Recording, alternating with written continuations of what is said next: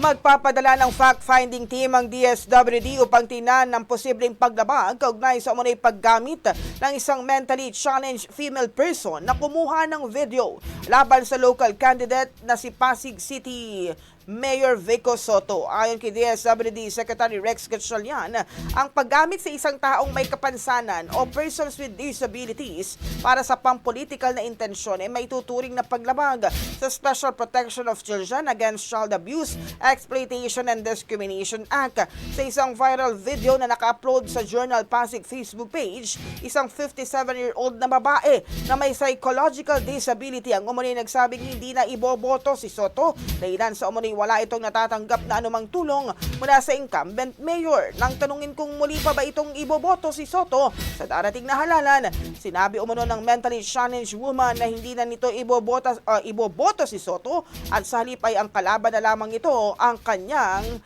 susuportahan. Ang bahaging ito ay hatid sa atin ng Maxan Mangosteen Santon Coffee. Max Healthy, Max Sarap.